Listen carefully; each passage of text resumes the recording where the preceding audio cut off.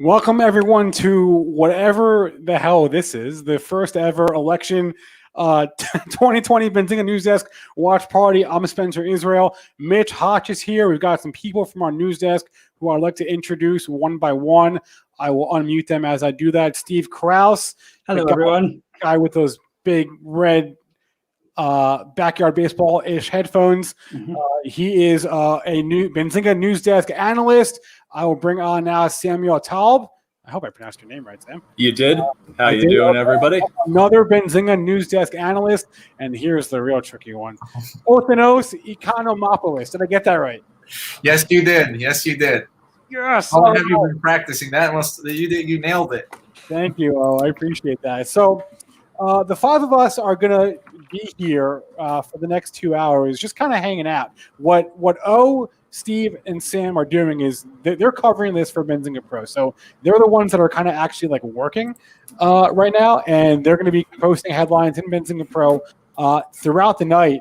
And we figured for the next 2 hours at least, let's just hang out. And I kind of think of this as like we're just if it were not a pandemic, we might be in the same room hanging out, but because we can't be together, we can just do this online, and we'll just talk about the polls as they come in. We'll talk about the markets, how they're reacting, and that'll be it. So we will have a couple guests on with us throughout the next couple of hours.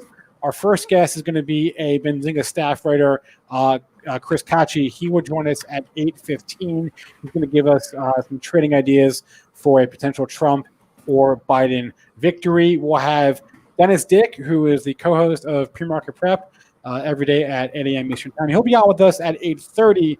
I hope maybe with Joel Elconin, the other host. But Dennis is trading right now. He trades till 8 p.m. every night. He's a little busy. He'll come on after he's done and kind of recap his session for us. At 8:45, we'll be joined by Tony Noto, who is one of Benzinga's Cannabis editors.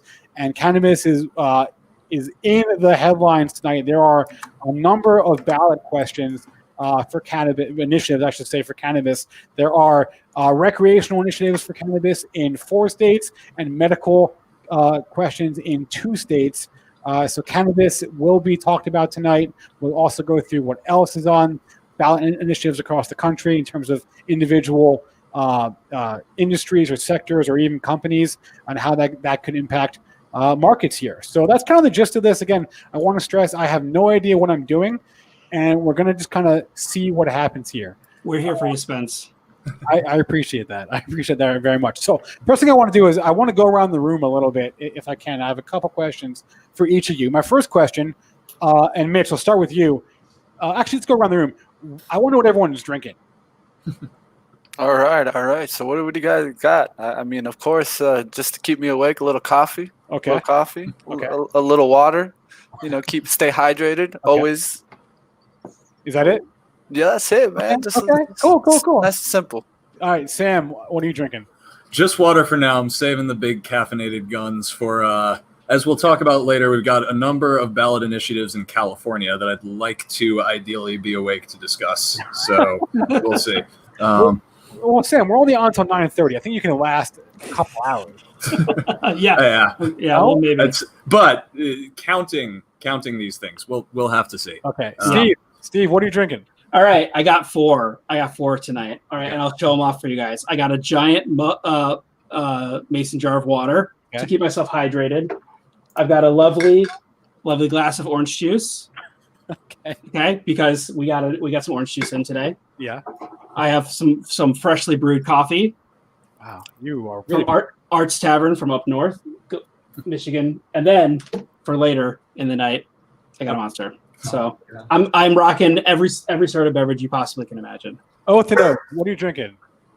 I got my caffeine going right away, Coca-Cola. So. Yeah.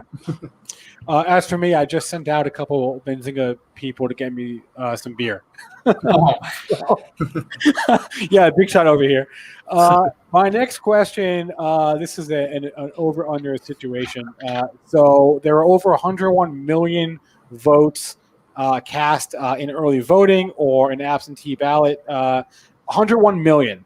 The record, based on data we have, is I think around 161 million for voter turnout. Do you guys think we're going to hit that record this year? Will we hit the 161, knowing that we had over 1 million votes cast already before today? Do you guys think we're going to hit the 161 million vote threshold? I do. I do think we're going to hit it.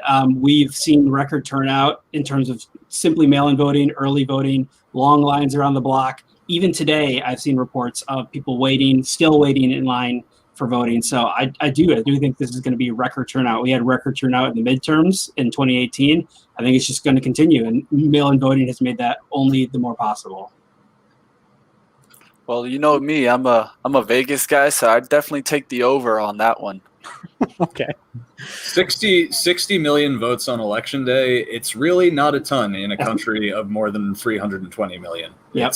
Yeah. So I think we're going to do it. Oh, are you with the group? Yes, I am. And I mean, to their point, a big portion of the population that would mostly not vote. I think that's mostly the younger people who not really want to go out and vote. But now with the convenience of mail-in ballot, I think they took the opportunity. So I think we'll pass the 160. By the way, I want to give a hat tip to our live chat. I'm going to be trying to pay attention to you guys as we go, and shout out some comments that I find amusing. Michael Medina with the plot twist: we get more votes than the American population. That would be a plot twist. That would be an epic plot twist. Something I want to say also is because Steve and Sam and O are sort of covering this thing. I mean, they're kind of on duty right now. They may just hop off at any time if they need to, post a headline or talk about a headline or talk about news as it's happening, and they're free to do that. So you may see them just kind of hop in and out whenever they please, because that is what they have to do to cover this for Benzinga Pro. I want to do a quick market recap, if I can, for the day. And just quickly, if I could back up here for a second and just look at what happened in the regular trading session today. And I'll pull my screen up with the old FinViz heat map here. You see mostly green, right? It was a really good day for markets, sort of a reversal from what we've seen in the past couple of days, kind of a in some ways a surprising reversal for as volatile as markets were heading into today. But overall, pretty green day. If I go now to and I'll pull up Thinkorswim here. I've got 1 minute charts up for a bunch of stuff right now. So I'll start with the S&P futures. Let me just share my screen here so y'all can see what I'm looking at. It may be a little hard to see as far as the axes, but you can let the chart speak for itself. We are up for the session, right? So the overnight session starts at 6 p.m. Eastern time for the futures. We are up, and we're going to be watching this extremely closely tonight. This will be kind of the primary market. SPY is still trading. SPY trades till 8 p.m., so we can watch that for the next 20 minutes or so. You can see the after-hours session there. We're up as well, up 1%. So watching SPY until 8, watching the S&P futures overnight. We've got crude on our radar. We're definitely going to watch oil. So the main things for us are we're going to be watching the futures. We're going to be watching the major forex pairs, and we're going to be watching a couple of stocks that have ballot initiatives, at least until they stop trading at 8 p.m. So crude there, you can see we're going to see a lot more volatility tonight, but we got a huge pop there kind of right off the open. We're off those highs now. I want to go to Bitcoin as well. This is the first election with Bitcoin futures, so I'm not quite sure how that will shape out tonight. You're seeing sporadic volume. Again, this is a 1 minute chart, but we are up in Bitcoin.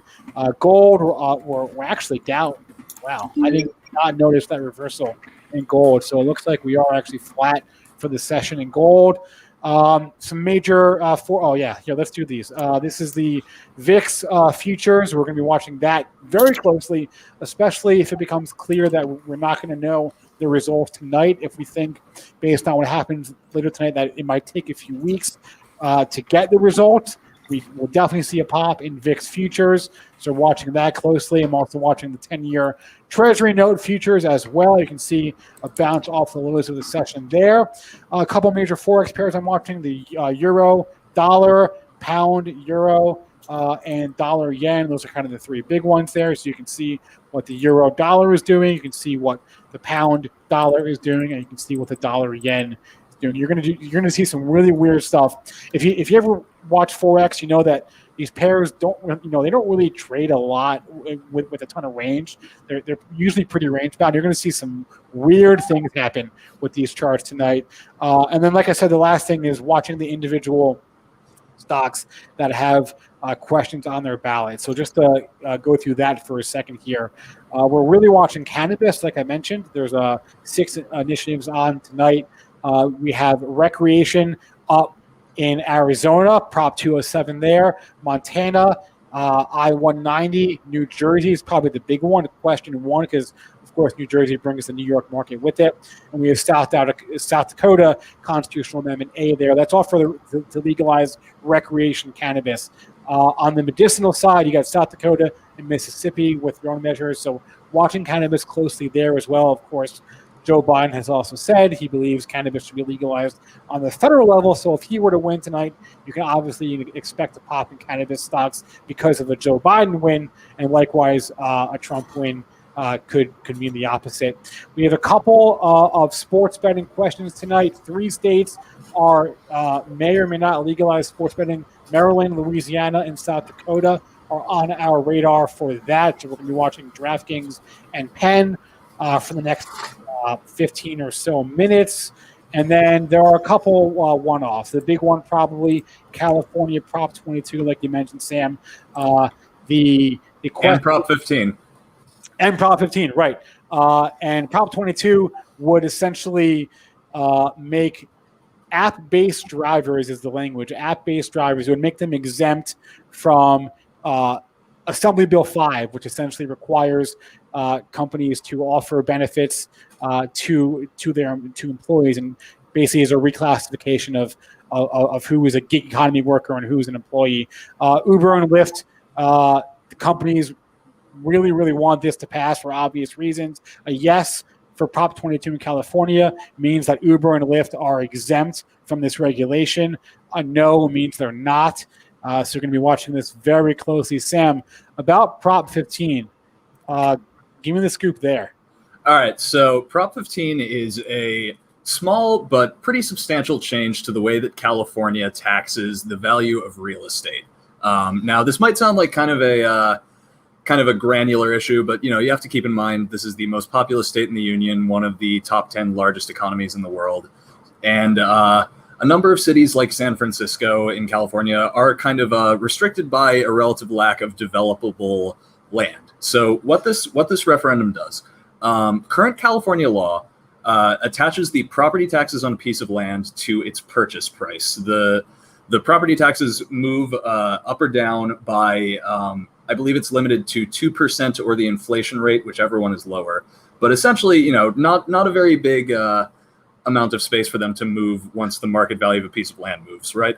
So what Prop 15 would do is it would change that system to assessing the property taxes on a piece of land based on its current market value.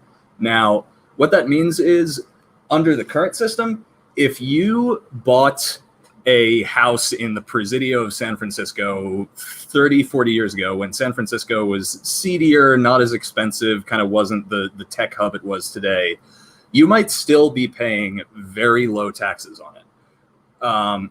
Whereas this would raise the taxes to the market value rate. And so what that would do is incentivize people who have really valuable real estate, like that house in the Presidio of San Francisco, to build up, to be able to collect more rent to pay that higher property tax rate. So this is essentially a incentivize building up referendum. And I suspect it could have some impacts on builders, construction, those kinds of names. And my question was also, so is this good for REITs then? Is a yes on Prop 15 good for REITs? Presumably, yeah. Well, here's the complicated thing. It's good for REITs that like to build up. Yeah. Hypothetically, if there's a REIT that owns a lot of relatively low density properties on very valuable land, this would be bad for them. But I think when we think of REITs, we're largely thinking of well tower companies that build big things, and they're going to want Prop 15 to pass. Yeah. Excellent. Moving down the list here, there's also a measure in Oregon, Measure 109. This is a psychedelics measure. The Oregon, man, they're always way ahead of the rest of the country in terms of legalizing these things. They were the first to legalize cannabis like 40 years ago. Now there's a question whether they should legalize. Let me see if I can get this pronunciation right. Psilocybin. I'm pretty sure I got that right, which is basically psychedelics. And if you're wondering, well, what's the trade there? Compass Pathways, CMPS is the ticker. They're the only publicly traded company, to my knowledge, that is in the psychedelic space. So I'm sure CMPS shareholders will be watching what Oregon does tonight with Measure 109. That's kind of it as far as the major, unless you think I missed one, guys, the major ballot initiatives for tonight that could impact very specific sectors or industries or stocks.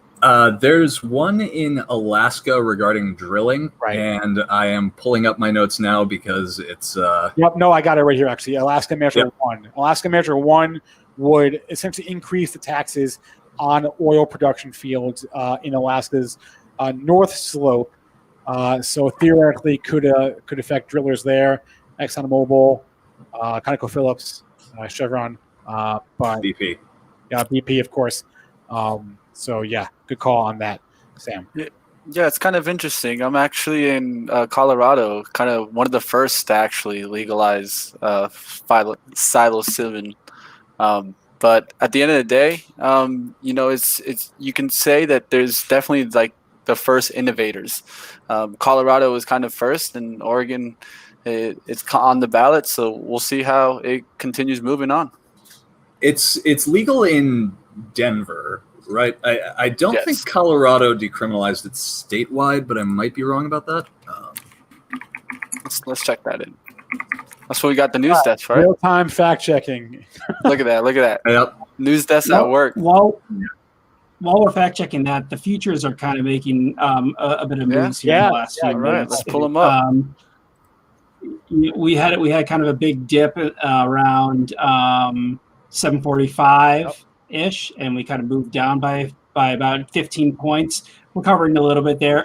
I'm kind of surprised that we almost hit 3,400 here, about an hour ago, or I guess a half hour ago. Yeah, that might be a level to look for. If I'm not sure which race being called moved that, or if it's just general volatility, but I'm just noticing a bit of. It's a great point, Steve. No one will ever really know what headline moved it, especially tonight. It's really all just a guess. Yeah, but great call on the futures. I have them up on one screen. Yeah. I'll be watching them pretty much throughout the night. That's a good point. The fact that we are off that low, so we just had at least on the 1 minute chart, we just kind of bottomed out there at looks like 33.51, pretty much on the nose. So watch that. As potentially a key level, not to say we can't blow through it. We, of course, can. Well, and that was a key level going into the close as well. So, right after the close, it before through that 4 to 5 band. Yeah. It looked like that 33.50 level was fairly important. Yeah, and if I can pull up the chart again for 1 second, this is just like basic technical analysis 101 right here. You can see kind of again, this is a 1 minute chart. I never bring up a 1 minute chart, but tonight is an exception. I love the 1 minute chart. Obvious reasons. So 1 minute chart doesn't say a lot, but at least in this chart you can see it's sort of a double top there, or Can you zoom in there for me a little bit? Yeah, sure. So this is there you go. Again, a 1 minute chart. You see, we kind of topped out a couple of times at the 33.95 area. So we're sort of watching that tonight. Again, 1 minute charts don't tell us a lot usually. I would much rather look at like a 15-minute chart, but for tonight's purposes and for tracking the volatility, we're going to want to keep an eye on what the 1 minute chart does there. Okay.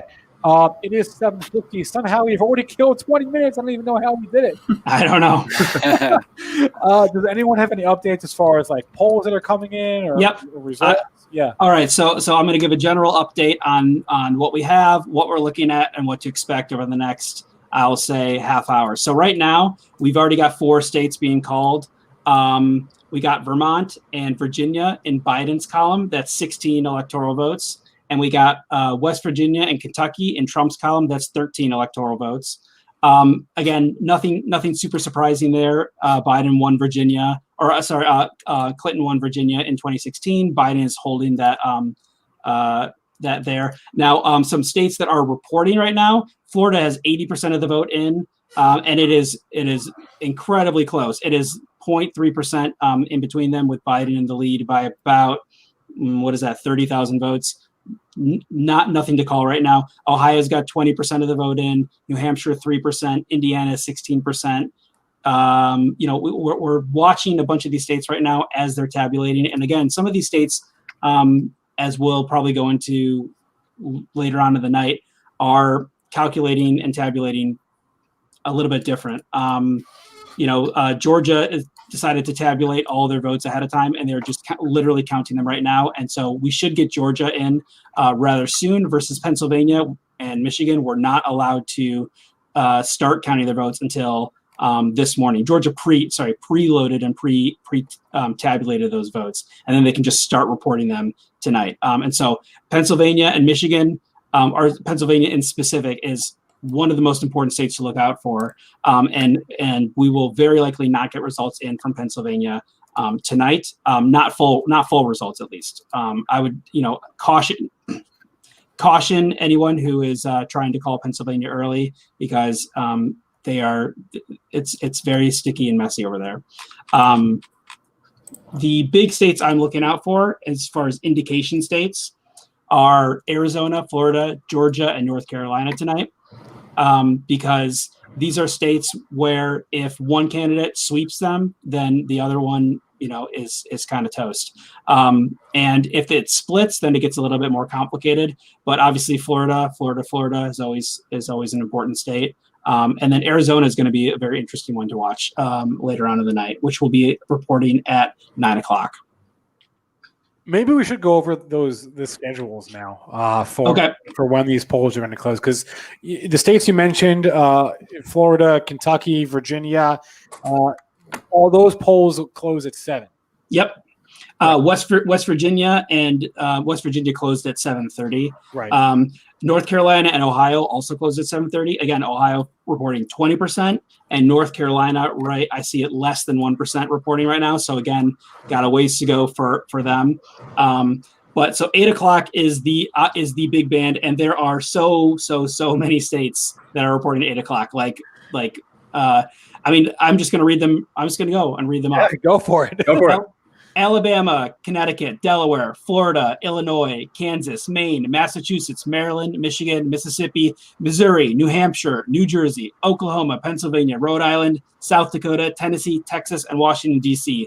all report at 8:00 in 6 minutes. So, yeah. Hat tip to whoever made that list, because it's alphabetical order.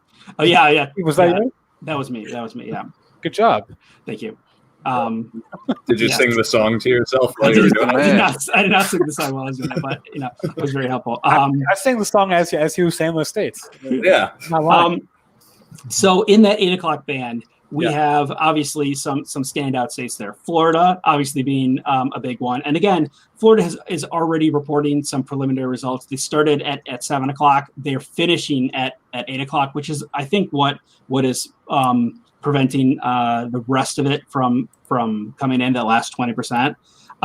Pennsylvania does report at 8:00, but again, they're not allowed to start voting or start counting.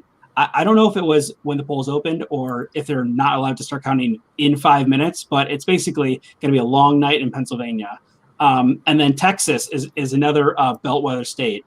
There are a series of states that Trump needs to win in order to win re-election, and ones that if Biden steals from him, Trump's chances go down significantly, and Texas is one of those. Obviously, Texas hasn't been blue in about 50 years, but you never know. And so if you see Texas trending blue tonight, that's a bad sign for Trump. If you see it turning red, that just means Trump is holding the line where he needs to. Carter was the last Democrat to win Texas, right? I believe so. Yeah. Yeah. Okay, we are at 5 before the hour here, so it's sort of crunch time. Again, I want to stress that at any point, Steve or O or Sam can may well just hop off temporarily and do what they have to do to cover the news desk here. But I gotta say, this is way better than what we did 4 years ago when it was myself and our vice president Luke Jacoby hanging out, posting headlines, and watching TV. What else was I going to say? Oh, yeah. So just to recap, Steve, what you said before. So Virginia looks like it's in the bag. West Virginia looks like it's in the bag. That's for Biden and Trump, respectively. Yep. Kentucky in the bag for Trump. Vermont in the bag for Biden. Correct. And actually going along with that, there are two important things to note from those races. Kentucky results are reported, and McConnell has won re-election. He has beat his opponent. And in West Virginia, Shelley Moore Capito has also won re-election from West Virginia. So that's 2 Republicans winning re-election in the Senate. That's big. Not unsurprising for these 2 particular races, right. but notable nonetheless. Well, the Senate's big. Like if we're watching one thing besides who wins the White House, it's who wins the Senate, because the House is not really up for grabs tonight, but the Senate most certainly is. There's a minuscule chance that the House flips, but the Senate is up for grabs. Okay, real fast here. We are testing the lows of the overnight session. I'm just looking at SPY right now. I have it up. I think I am going to reference SPY until we close it at 8 p.m. here in a few minutes here. But the SPY, we are testing 355, which is, like I said, the low of the after-hour session. So we have come well off the highs here in the past. Call it hour, call it half hour, 40 minutes. So yeah, some nervousness, I think, at least for the after hours traders. We'll get Dennis Dick's thoughts on this. He joins us at about 8:30 or so, I hope. I hope our guest schedule kind of fits the way it is, but if not, we'll play it by ear. We'll figure it out. Wow, and we are at a new low on the after hours session here. I'll pull my screen so you can look at the charts as I'm looking at them. Breaking below 33.50. We are at the low now of the after hours session in SPY and falling. Wow, 344.70. Yeah, and falling again. Down. Yeah, we are really going down here with about a minute and a half to go. And I'm going to break in here with another call here. I'm seeing the Associated Press reporting that South Carolina is being called for Donald Trump. So that is another 9 electoral votes. So for if the update is 16 Biden, 22 Trump. And again, that is South Carolina being called for Donald Trump. And that's not a surprise, right? No. That is not a surprise. Again, not one of those early indication states. The 4 that I mentioned, Arizona, Florida, Georgia, and North Carolina, are ones that are kind of the line. Those are ones where if you see breakage in for Trump, then he's got some problems. But if he can hold those, then he's going to have a good night. Quick Senate update here. The New York Times is calling Virginia for the incumbent, the Democrat Senator Mark Warner. Excellent. So there we go. We got a 3rd Senate race called, and that is 3-0 for the incumbents. Okay, I just want to pause on that and go back to the charts here because on SPY we have 20 seconds left in this overnight trading session for SPY, and again I'm going to say we are at the lows of the session and falling, so we are going to close. Looks like near or at the low of the after hours session. I cannot wait to hear how Dennis is trading this right now because this is wild stuff. This is what we thought would happen. And it is happening here. So that's it. 8 p.m. SPY is closed. So you may see some ticks from FINRA, some cross-exchange stuff happening right there. But 8 p.m. SPY is closed for everyone except for those that trade on Thinkorswim because there are some 24-hour markets on TD Ameritrade. But for everyone else, 99.99% of traders, SPY is closed. For the after-hour session. That was dramatic. I'll pivot here back to the S&P futures because that's still open, of course, and we're off those lows now, but wow, that was some dramatic stuff. If I just pull up the charts of LYFT didn't really trade, how did Uber didn't really trade, DraftKings really trade, no, not really. No action really in the individual issues. It's really all about the futures here, and we can look at oil is sort of reacting in the same way. Gold is whoa, look at that gold chart. Holy cow. Wow. Wow. Look at that. Wow. Oh, man. Yeah. See, Yikes! I should probably Yikes. have all these screens up at the same time. Can you That bring is a up? little- Can you bring up the VIX? Is it?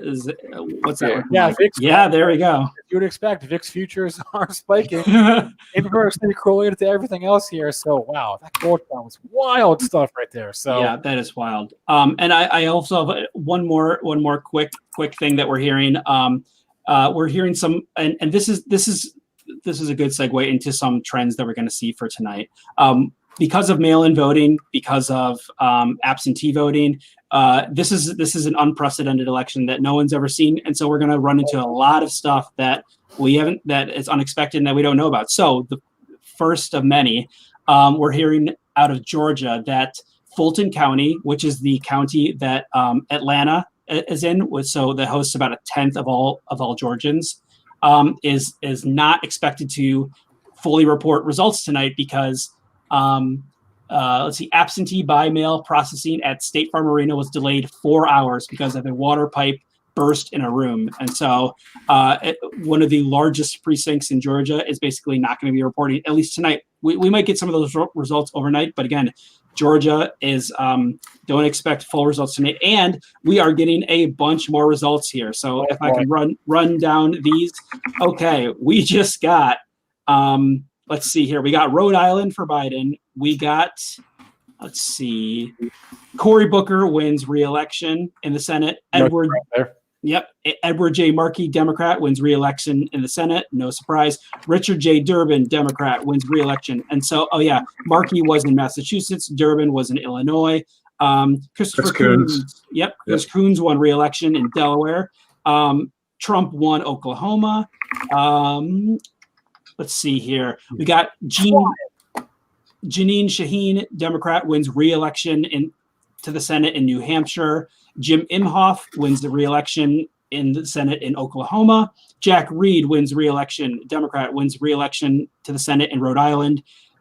Bill Hagerty wins Senate seat in Tennessee. Now, that may be an upset right there. Bill Hagerty in Tennessee. I will have to check. And so there's some Senate races right there. And we also have Connecticut being called for Biden, Massachusetts being called for Biden, New Jersey being called for Biden, Delaware, Maryland for Biden, Illinois for Biden. We got Oklahoma for Trump, Mississippi for Trump, Alabama for Trump, Tennessee for Trump. Right now, like we said, people, 8 o'clock. 8 o'clock. That was good. All right. So breathe, Steve. Breathe. Just breathe. All right. So our electoral vote count now sits at 85 Biden, 55 Trump. Again, nothing surprising here. Nothing surprising here. Kind of everything was expected. Texas has 10% of the vote in right now. Ohio 31%. Florida 53%. We are still waiting on some of those key states right now. Okay, we're going to bring on our first guest in like 5 or 10 minutes here, so we got some time. But I want everyone to just take a deep breath.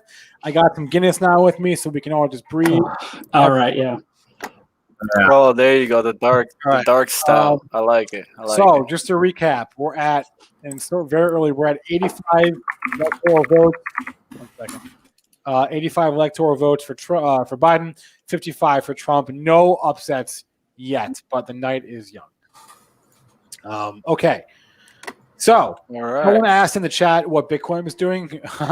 Bitcoin is not a hedge. If anything, know that.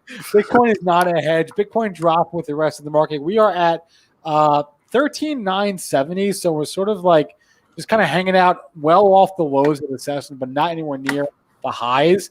But yeah, Bitcoin as a hedge is kind of been thrown out the window this year.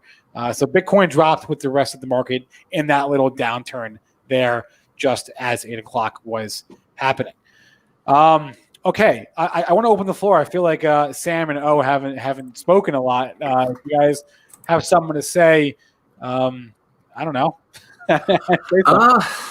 Just watching the results come in for now. Not a whole lot to add at this point. Just trying to stay on top of the reports.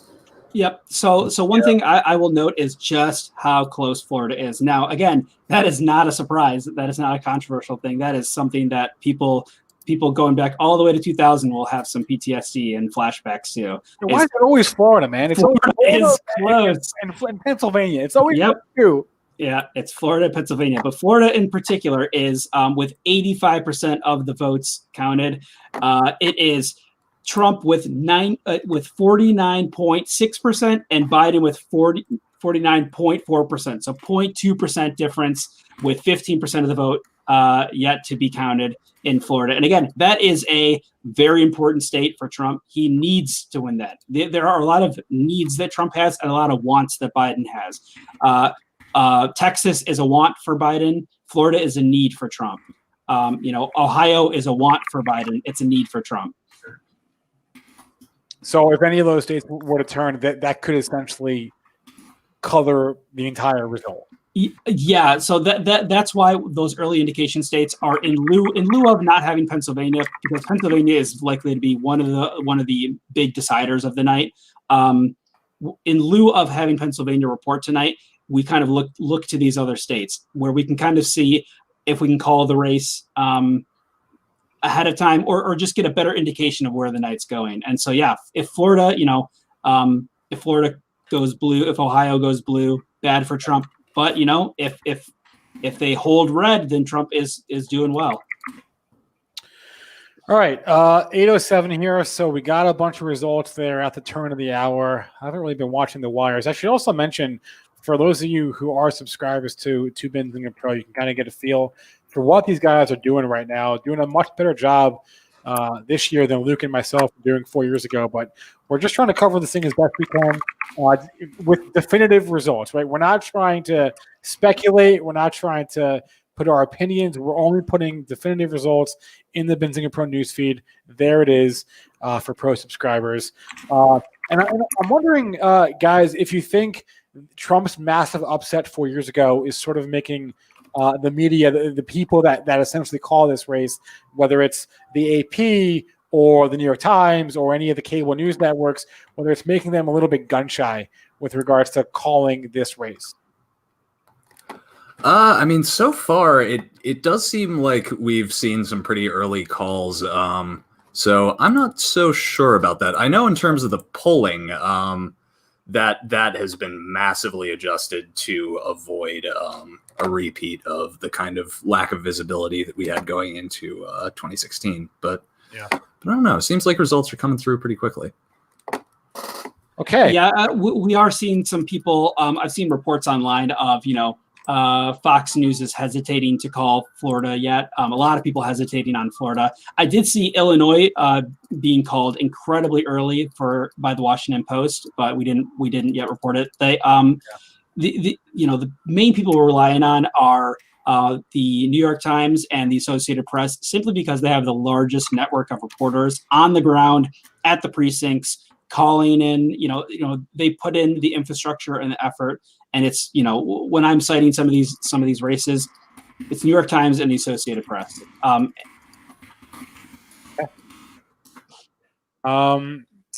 So how's this going so far, guys? I think it's going pretty well. It's going pretty well. I'm actually pretty surprised at how many results we have already. We kind of expected it to be a little bit slower. And again, Pennsylvania 1% reporting, not surprising there, right? But for the most part, this feels normal at this point in the night. I have a feeling 8:39 is going to be, we're going to be staring at a grayer map than we normally would at this point, Okay. Well, that swinging the spies definitely got me interested. What was it? It took like 20 minutes to drop about 50 points. About 50 points. So not too long of a turn there. And that's really when we were starting to get some results. So what does that necessarily mean? I think we're going to find out. But you can definitely – I remember it on last election, we had swings going up and down in the futures market. It was anybody's pick if you wanted to try to jump on the first movement of kind of the overall market. So we'll see if that kind of indicates what we get in our election.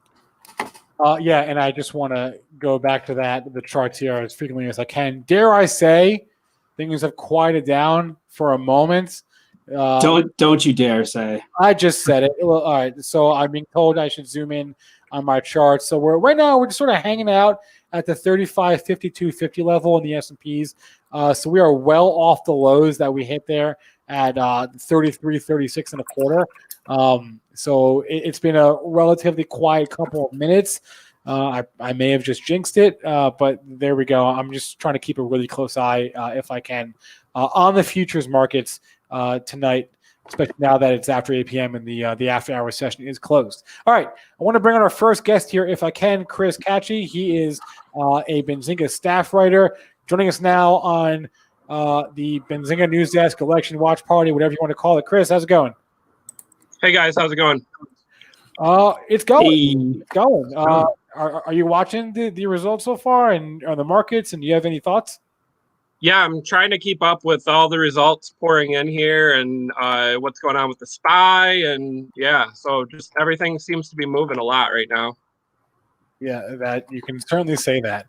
Okay, Chris, we sort of sent you on this task, and that was come up with a list of trades that we could potentially make with a Trump win and trades we can make with a Biden win.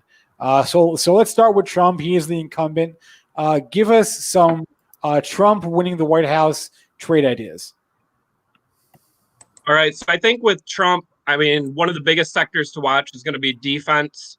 It's been a big thing for Trump before. In 2016, when he won, it was a big thing for him. He's always pushing through, more spending on defense. He also created the Space Force, which obviously then he's talked about recently, wanting to expand efforts there. So I think your plays for a Trump win may be the defense companies that also have that exposure to the space sector. So we're looking first at LMT, Lockheed Martin. So they had strong third quarter revenue. Over the last 9 months, I mean, almost 20 billion for the aerospace sector, almost 9 billion for the space sector. So huge markets there for them. I think that stock goes higher if Trump ends up getting reelected. And then Northrop Grumman, NOC, similar thing. They have their business split kind of between aerospace, mission systems, and tech. That's another name that could move higher on a Trump win. So I think those are the key defense stocks when we're talking about Trump. Is it just a question of defense spending? Are there other Trump trades out there that you're watching?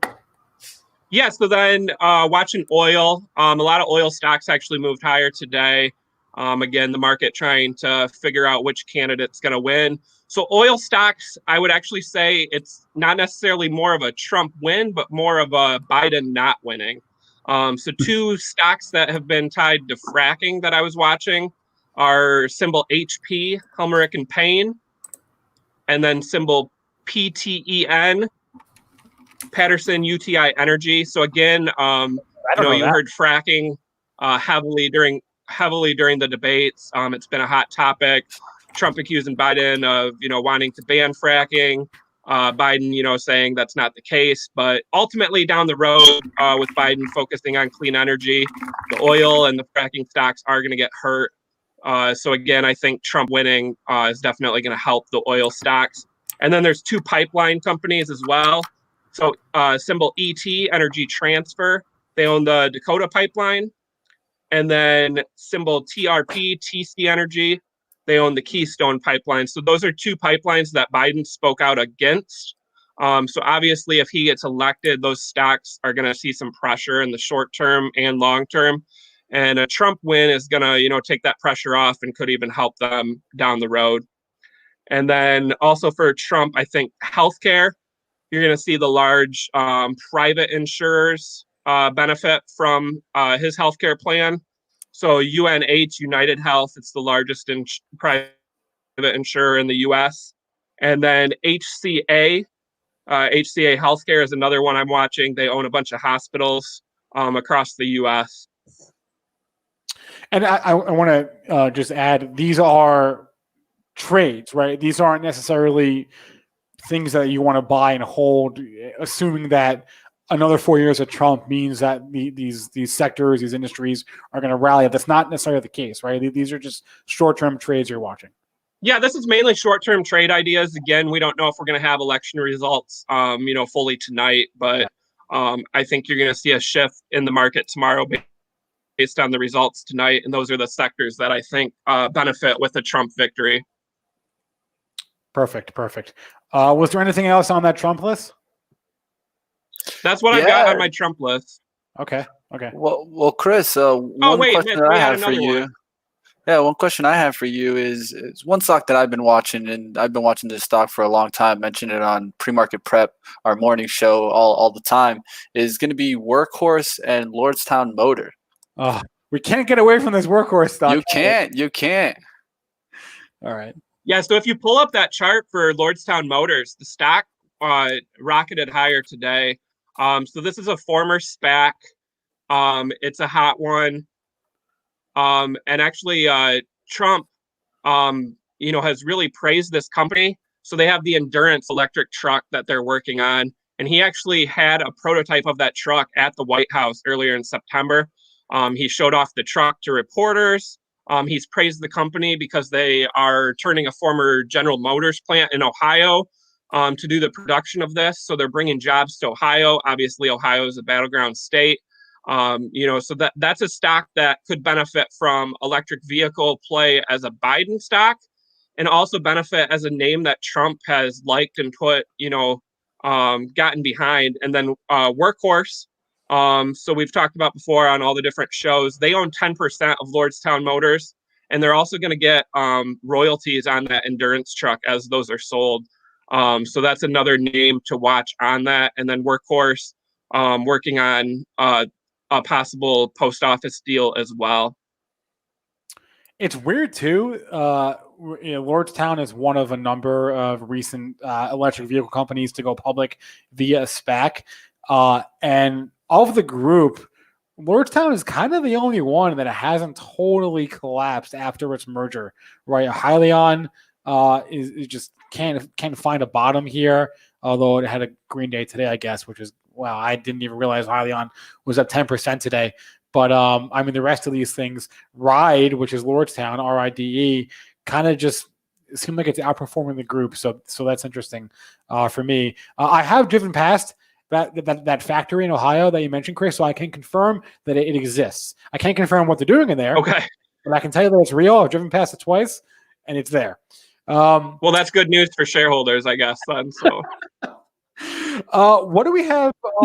What do we have for Biden here? Assuming, and this is all assuming that we don't get one of those wonky situations where like the Democrats take or the Republicans take the Senate and then Biden gets the White House, because that would probably just mean more of a stalemate situation. But if Biden were to win and the Dems were to maintain control, what trades do you have for a Biden victory? So Biden victory, first we're going to look at solar and clean energy. So one of the hot ETFs this year has been the solar ETF, TAN. So the ETF's up 130% this year.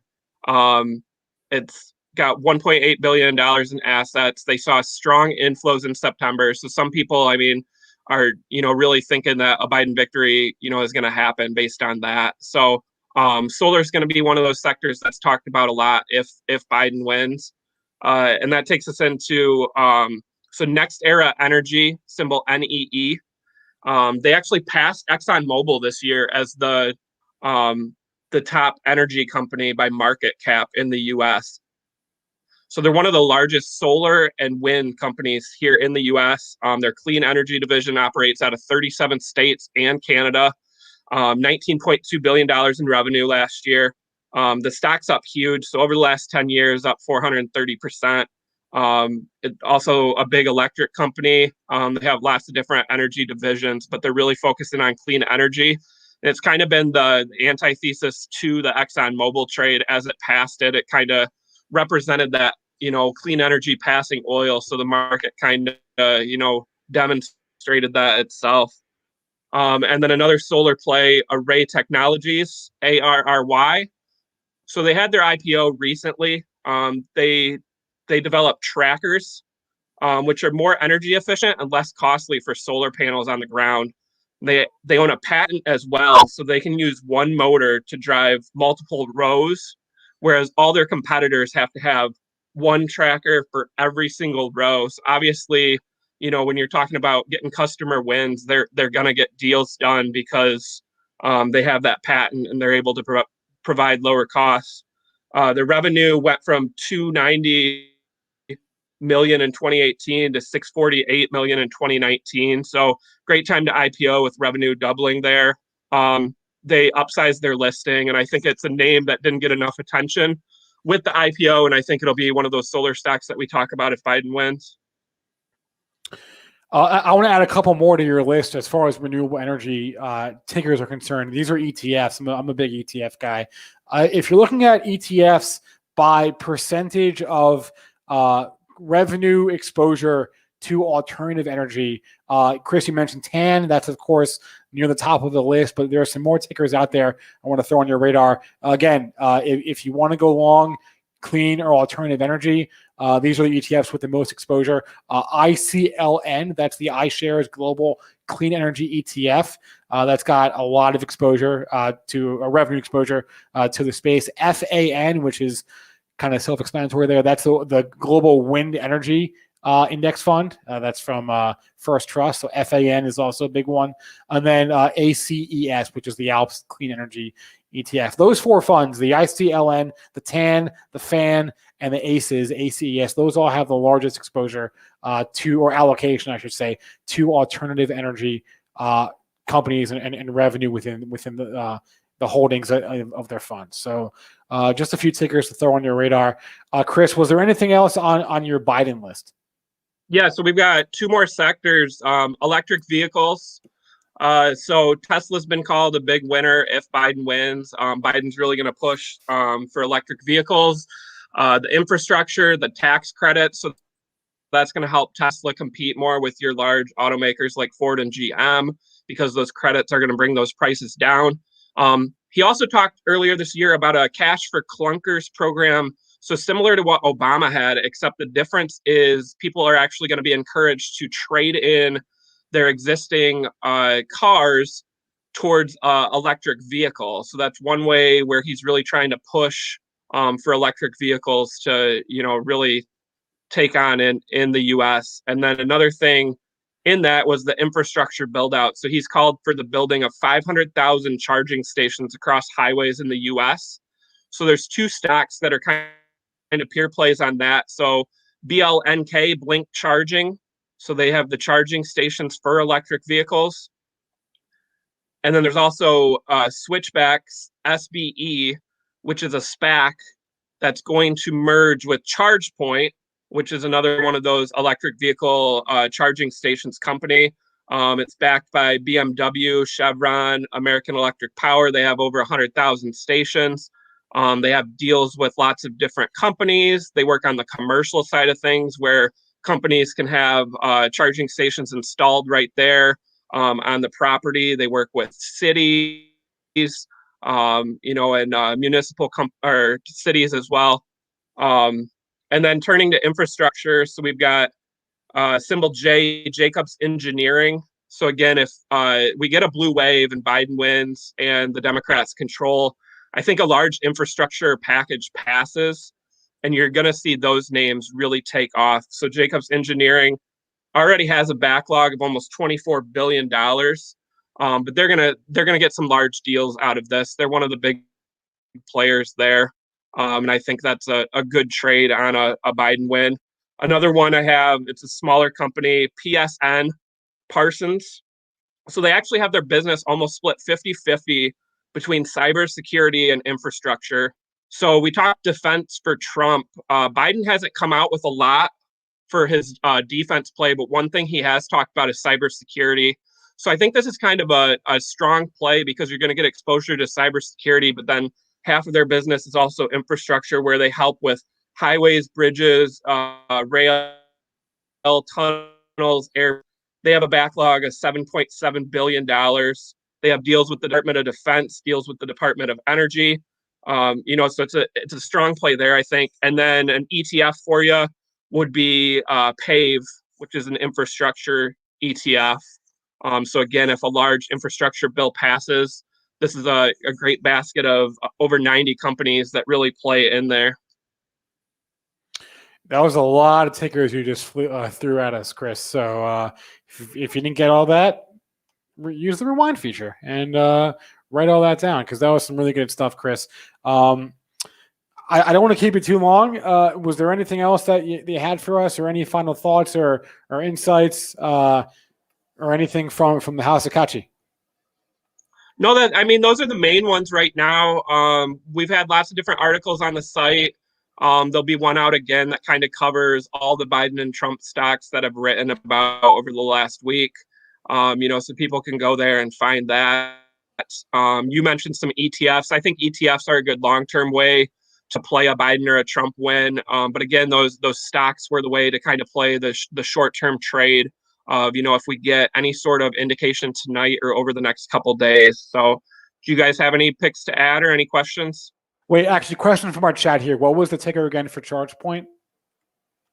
That was SBE. SBE. So ChargePoint is merging with SBE. Yep. Okay, so SBE is the SPAC. The merger hasn't closed yet. When it does, SBE will become ChargePoint. So let me just go back to the chat and make sure there was anything else that I missed. I don't think. Obviously, do your own research and all that. That goes without saying. But yeah, I want to get to the chat and make sure there was anything. And well, we didn't mention pot, but I think that's kind of obvious. We mentioned that at the top of the show. Not only are there a number of questions out there for individual states, but yeah. So I had a. Yeah. Oh no, we talked on the lunch show today with Raz and Luke. So the pot stock that I wrote about was actually Scott's Miracle Grow. I think it's a stock for people to trade where maybe you don't have to get into one of these over-the-counter stocks or these pure play cannabis companies, and you can get some exposure this way. So they own the Hawthorne Gardening Company. So again, they own Scott's, Miracle Grow, and Ortho. Those are gardening brands, but they have a hydroponic and indoor business that's tied to the cannabis industry. Scott's Miracle Grow actually also financed to try to back that bill in New Jersey to get recreational marijuana to pass. Obviously, they're putting some money there because they want to see this pass, because they think that they can grow their revenue that way. So that's a name I think could move higher on the marijuana stuff passing, or possibly a Biden victory as well. And again, it's a large company; it gets you some exposure, but it's not one of those small names. Yeah. It's funny because there's so many different ways to approach the cannabis industry. There's the OTC names like you teased. I'm long a few of those myself. There's the major exchange listed companies like the Canadian ones, Canopy Growth, Kronos, Afria, Aurora, and you got your Scott's Miracle Grow, which is sort of your ancillary play because they have more than just cannabis there. Here, let me add Sam back in here. Sam, did you have something? So while we're talking about all these companies that have gone public through mergers with SPACs, another idea that I just had listening to you here, and I wanted to get your thoughts, Chris, is the SPAC is something that kind of exploded onto the scene this year. It existed before, but it has been this popular way to go public. It allows companies to go public without going through the regulations associated with the traditional IPO process, Sarbanes-Oxley and whatnot. Typically Democratic administrations tend to pass more financial regulation than Republican ones do. I'm finding myself wondering, does the SPAC trend survive if Biden wins? Could that affect that whole method of reaching equity markets? I think that's a great question. Yeah, I mean, that's a really interesting question. I don't know the answer to it, but that hadn't occurred to me. It's almost as if like SPACs would be a victim of their own success because they're obviously having a record year in terms of mergers, in terms of capital raised. Bill Ackman's got the largest SPAC now, and that was raised a few months ago. Yep. I don't know. That's a really good point, Sam. Part of me, I don't think that would happen, if only because like SPACs, while new this year, they're not really new. Right? They've been Right. They're just trendy this year. Right. They're just trendy this year. So part of me thinks that if anything, maybe they'll go back to like the corner from which they came. But that's a really good point. I don't know. That's something to think about for sure. So one thought on that. Yeah, and I will add that. Yeah, Chris, go ahead.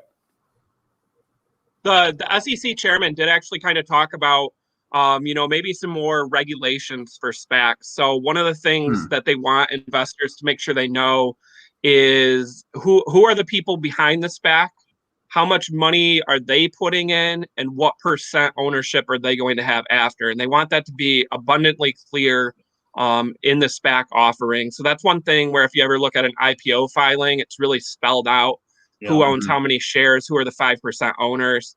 And with SPACs, a lot of times, people are just kind of speculating on them and not really understanding that, hey, public shareholders are only going to own, 10% of this company afterwards, and the sponsors, are getting all the shares. So, I think if maybe they can come up with more regulations like that, maybe they won't be pushed, from a blue wave or any regulation like that. But I think that's a valid point and a great question.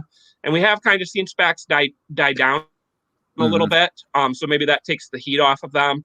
Obviously, they were real hot for a while, people investing left and right in them. And now you're seeing offerings, drop below the $10 price point. And then even when some of these merger deals are announced, you don't see that initial pop that you used to see.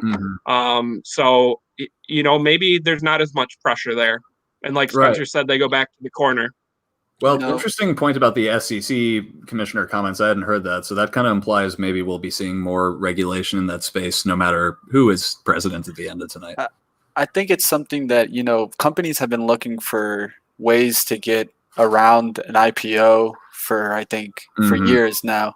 So I think in my eyes, I think it's here to stay just because of that, just because it's an easier path. And if it's going to become an easier path, then you know how it is. It's all about effort. And if you can get it out there quicker and get some promotion, and the way that they've been kind of getting everybody to buy it up, you definitely are seeing the investments there. Steve, you want to add something? I don't know if you still do. Yeah. I think that what I would look for that is kind of the referendum that we see out of tonight. So if we see a blue wave per se, and the Biden administration comes in strong and nominates someone like let's go as far left as possible, like an Elizabeth Warren as the SEC or Fed chair, right? Then we can kind of start seeing major regulation on all of these financial sectors, especially the SPAC. But if it's more of a mixed victory, if Biden wants to put someone a little bit less controversial in, then the main priority for regulation is going to be big tech, right? We kind of know that is Google, Twitter, Facebook, that antitrust regulation, and that a lot of effort is going to be spent on that. So I think SPACs will kind of, come out unscathed, unless you have someone like a barn burner, like a Warren in there, in which case, yeah, you can definitely expect SPACs to be looked at. Trust me. Yeah. Chris, we have one more. Okay, sorry. Yeah, no. I just wanted to let Chris go. I told him I wouldn't keep him too long, and I don't want to take up his entire night. He's spending with us. So, Chris, you gave some great insight. Thanks a lot for coming on, and we'll talk to you tomorrow, I guess. Thank you. And otherwise, I can hop back on later when we know more of the results. So I'll be on standby, guys. Thank you. We'll see. All right, Steve, you have updates for us. What do you got? Small update, small unsurprising update. Arkansas was our only 830 state, and it unsurprisingly went to Trump, and Senator Tom Cotton, Republican, won re-election there. So again, that is Arkansas for Trump, and Republican Tom Cotton winning re-election, bringing the total back up to 85 Biden, 61 Trump. We are starting to see a little bit more coalescing of results in some of these states. Florida's at 91%, and Trump has kind of pulled away from Biden a little bit there, 50.5% to 48.4%. Again, still a 9% can make a big difference. That's about 200,000 votes. But Florida is getting a little bit closer there. Texas is at 48% of the votes counted right now, and Biden is actually pulling ahead of Trump with 50.5% to 48.2%. Another 200,000 vote gap there, and I've seen a slew of Democrats winning re-election in Texas, so there is a strong Democratic showing there. So just some interesting things we're noting there. Ohio's at 44% with Biden up, 10% right now. Again, only 44% reporting, but Biden strong showing in Ohio, it looks like. And Indiana, Trump is doing well in Indiana with a 59.1% to 38.9% showing. Again, only 40% there in Indiana. We are going to have another big round of states coming up at 9 p.m. We can run those down in a bit. I don't know if this is a good or bad sign, but I'm trying to get on predictit.org for the last 20 minutes, and their site is like crashing. Their servers are overloaded. I don't know if that's a good or a bad sign. I really don't. The so-called Scottish teens. That's it's probably a sign that people are just waiting and anxious. We would have a few more results at this point, and everyone is staring at these numbers ticking up second by second, looking, look, Texas is at 52% now instead of 48%. Literally, people are just kind of waiting and waiting and waiting, and it's going to be a night of waiting. And so, and I just want to say, I'm super glad all these people out here are waiting with us and watching with us. But I just want to say that this has been super fun so far. It's way better to watch with others than to watch alone. We have neglected, or I'm neglected, to mention that you should all smash that like button if you're watching this. Smash it. Smash it. Don't hit it. Ring that bell. Smash the like button. Smash it. Show us the love. We appreciate that. That'll help us out. If we can replace mouse buttons if needed. Just with all the force in your being, hit that like button. Smash it. I've been sort of keeping an eye on the chat throughout tonight. One thing that just came up that I want to mention is the financial transaction tax. Now, this is something that the Democrats have brought up. It would be a very aggressive piece of legislation should it happen. I think personally, it's not going to happen. Maybe if we were talking like a Biden, Trump versus a Warren, or a Trump versus a Sanders election, perhaps. Biden is pretty moderate. I have a hard time believing there would be any sort of financial transaction tax. Even if he said it now, I just don't know if I believe it, knowing how moderate of a guy he is. So I think, and that would of course be groundbreaking. It would change the fundamental nature of our business of trading for retail traders. It would make it more expensive. So it's obviously a very big deal. I just don't think we're going to see that personally out of either of these candidates. Well, Trump obviously not. Biden, I don't think so either. I definitely agree with you. No, go ahead. I definitely agree with you, Spencer, because the other thing you have to keep in mind about a financial transaction tax versus the conventional kind of capital gains taxes we have now is that a financial transaction tax, it would inherently not be as easy to exempt people who are trading in a 401k or IRA as with the capital gains tax, which of course does not apply if you're trading within a qualified retirement account, or I should say the tax is deferred. You pay income taxes on it when you withdraw. But the financial transaction tax that famously Bernie Sanders first proposed in 2016 would not, from what I've seen of it, have any sort of carve out for that. So, kind of political suicide, I would say, to like impose a tax on grandma and grandpa with their 401k. That's a great. Yeah. All right. Wait. What time is it? Whoa. After the dark. After the dark. I'm usually sleeping right now. I'm usually sleeping. You woke me up. I was having a nap after that, like 4 hours of after hours trading where I was pulling my hair out. I got to tell you, man, that was some wild action. We were ripping and we were dipping and we were buying dips and selling rips. Lucky I wasn't doing it backwards because that name of the game there was chop. There was just so much chop happening after hours. So it was a very dramatic close there. It was a crazy, so it started with the close, and I do closing orders, and I provide liquidity into the close for the last couple of minutes, and we fell about 20 handles in the last 2 minutes, and I'm like, I'm getting filled. I'm like, oh boy, it's gonna be one of these nights. I'm like, okay, well, I'm gonna try to wiggle out on the closing print, and I missed my SPY closing print. And then we tanked another 10 handles. So I'm like long, and I'm like, oh, I'm in trouble. So I'm like trying to flip stocks and trying against my spot, against my, I was long stocks. I would have liked to have got short SPY, but I missed my short. So I'm like trying to flip to get short other stocks to try to hedge myself out. And then we kind of sat down for the first hour and we were just, we were down. But then we had the wicked rally. And if, you look at this after hours chart, I'm not sure if you have charts, Spencer, or not. Yeah, but we rallied up about 45 handles, significantly, from 335 on the SPY up to 339.5, and then we dipped hard right at the after hours close again. So as numbers were coming in, as the polls were coming in, there was some wild trading action in the S&P. Yeah, I was thinking about you, man. I really was, because we were watching that 8 p.m. close, and I was like, oh Lord. It was crazy. Like, I went from, I'm massively long at the 4 o'clock close and then underwater. So I'm trying to work out of that.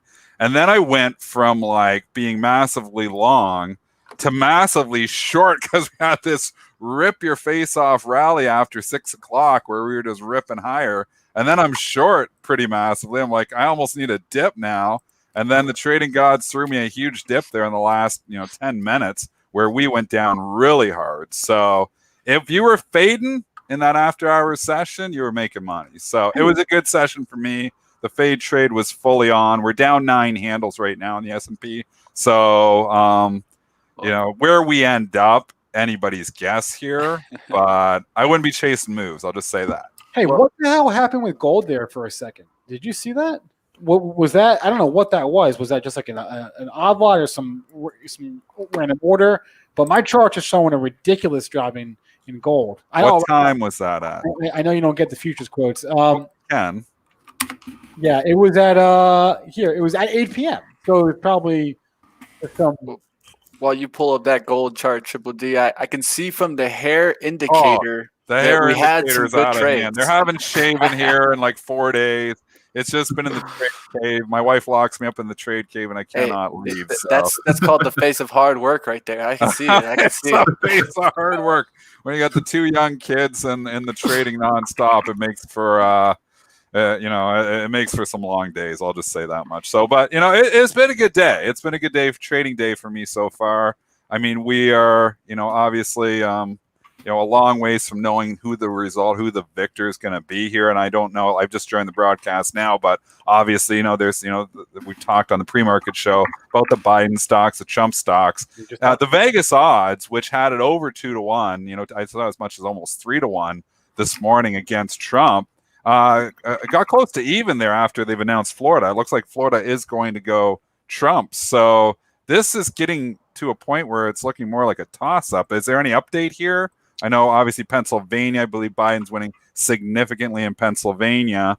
So that's, that's good for Biden camp. But Georgia looks like going to go to Trump, and it looks like Florida is going to go to Trump. So that helps the campaign. Yeah. So for Florida, it is too close to call right now. What happened was Miami-Dade is still finishing up. It's that old Miami-Dade County. So we're still waiting on that last 9% from 8:30 or from 8 o'clock. But yes, Trump has pulled away there. It looks like he's up about 200,000, but it's still pretty close. It's still close. Yeah. Nobody's called it yet then. No one has called it yet. No Fox News, NBC, ABC, no one has called it yet.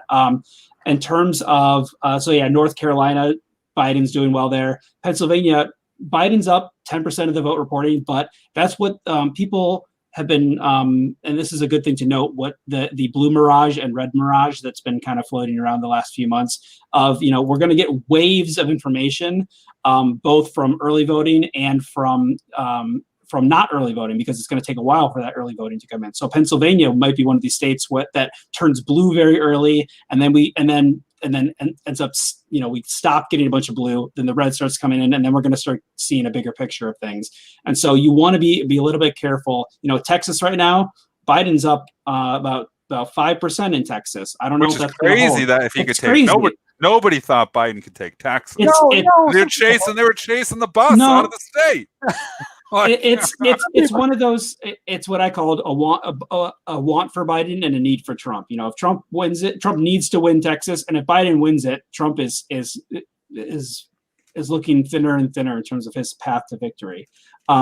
But a bunch of Democrats won re-election there in the House. We'll see how it pans out. But 61% reporting, Biden is up, a good 200,000 votes there. So we shall see. And North Carolina is the same for Biden. North Carolina is a need for Biden and a want for Trump. So watch North Carolina. But again, Biden is up 6% there right now, another 300,000 votes. Watch North Carolina for Biden and Texas for Trump. Those are needs for those candidates. So far, it seems like it's a lot closer than maybe Vegas was talking about it this morning. Is there a chance then that we're not going to know the results here tonight? Oh, I think there's always that chance. I mean, is it looking more like that? I think so. We're seeing a lot of states stall out right now. Florida hasn't updated in about 20 minutes. That makes me a little bit nervous that that we're not going to get that tonight.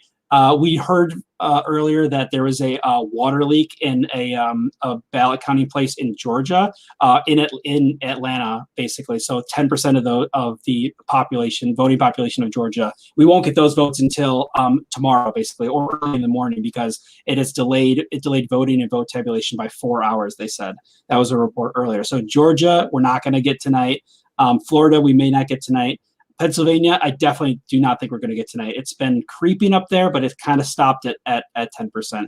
Ohio, I'm kind of surprised. We're about halfway through Ohio right now, so we might get some surprises here. It looks like Biden's leading significantly in Ohio. What happens? Another surprise, yeah. What happens to the Trump campaign if he loses Ohio? That's a pretty big blow. Yeah. So again, it's a Biden want and a Trump need. Trump needs to hold the line in Florida, Texas, Ohio, Arizona, North Carolina, or South Carolina. Trump needs to win these states, and so yeah, if you see a Ohio Biden win, well, that's kind of a telling point. Then you're probably going to see Michigan, you're probably going to see Pennsylvania go for Biden, in which case Trump's odds are looking grimmer and grimmer. So wait, Dennis, so I don't know if you saw gold, but at like 7:59 or just before 8 o'clock there was a ridiculous candle. I don't really know what that was, or if you saw that. We got down to like 1881. I do see gold going down the last few seconds, like the GLD, and that's obviously, I'm usually not trading the futures, I'm trading the actual, and that closed at 8. So it did drop about 50 cents in the last few seconds. I didn't look at the futures at all. I can bring the futures quotes up. But I'm kind of up on the screen here. You can kind of sort of see that crazy wick down at 8 o'clock there. I mean, that coincides a little bit with what the S&P futures were doing at that time too. So if you bring up the S&P futures chart and overlay it, the S&P futures puked right at that same time too, right around 8 o'clock. And I think it's hard because we're even conflicted on what the market wants. I mean, this has been one of the hardest. Like a lot of times you come in and you say, okay, the market wants Trump or the market wants Republican, market wants Democrat. I'm not even sure what the market really wants. I think it just wants certainty. Sure. It wants, to know who the president is going to be and get this behind us. And as we look more uncertain, and maybe that's really what it boiled down to, as we look more uncertain, with obviously Trump looking like the leader in Florida, and it getting a little bit tighter there, that maybe that's what caused the real futures dump, because we were up as much as about 35 handles around 7 o'clock, and then by 8 o'clock we puked all that away. And we dropped 50 points from the highs. I mean, if you look at this S&P futures overnight range, so far it's incredible. It's 60 points. I mean, and we're 20 points off the lows here right now. But it's been an incredible trading session for whipsaw action. But, you look here and you think, okay, does the market want Trump? Does the market want Biden? Or does it just want the certainty of a president? earlier we talked about Trump stocks and Biden stocks, but Dennis, now that we have you on, there's a sector I kind of want to get your opinion on, and that is the vaccines. COVID stocks, which is surprisingly something we haven't mentioned really tonight or hadn't talked to. So another piece of data that Ohio and I think it was Indiana or Pennsylvania had their highest case counts in the history of the pandemic today. It was the worst day for Ohio in terms of COVID, and so who's better for vaccines? What does that look like right now?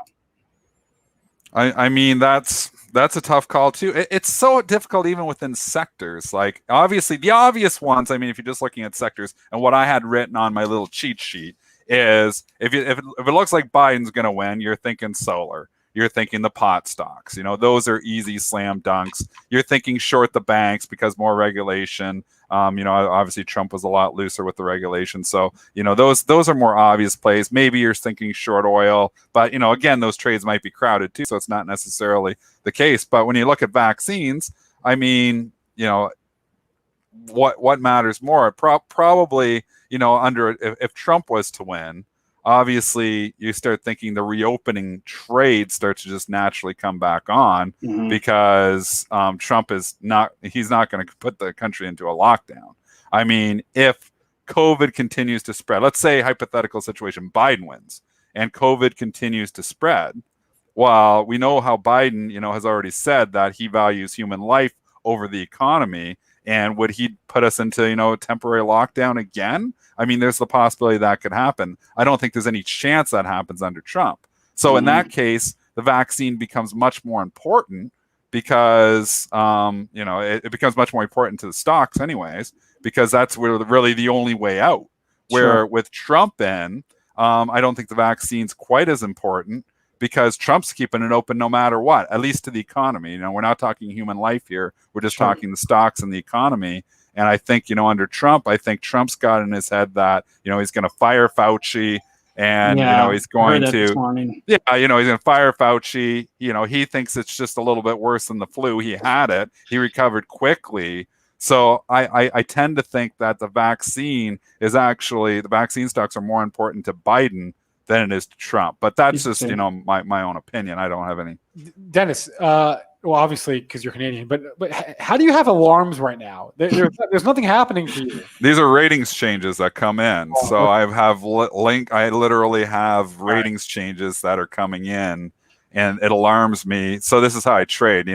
Trading is all about information.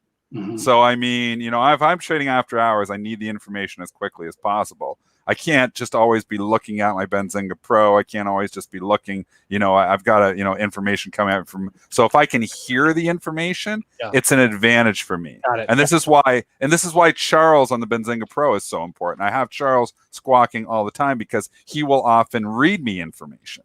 So I might miss something. Like there's millions of headlines going by, but Charles is picking off the ones that he deems important. And, he's going to read those off. So, these are just ratings changes that are coming in. So if there's a major ratings change that comes in, I have an alarm set up that goes ding, ding, ding. So that actually isn't my phone. That's an alarm coming in that there was a ratings change. And there was just two right there. I don't know what just came through here in as far as polling is concerned, but the NASDAQ futures, good call, Mario in the chat. NASDAQ futures just kind of blasted off here. Yeah, S&P futures as well. We were down about 10 5 minutes ago. We're up 10 now. Yeah. So actually right now I'm actually getting a call. Donald Trump wins Indiana. So Trump is up an extra 11 electoral votes. So that's 85 Biden, 72 Trump. But that's the New York Times calling Indiana for Trump.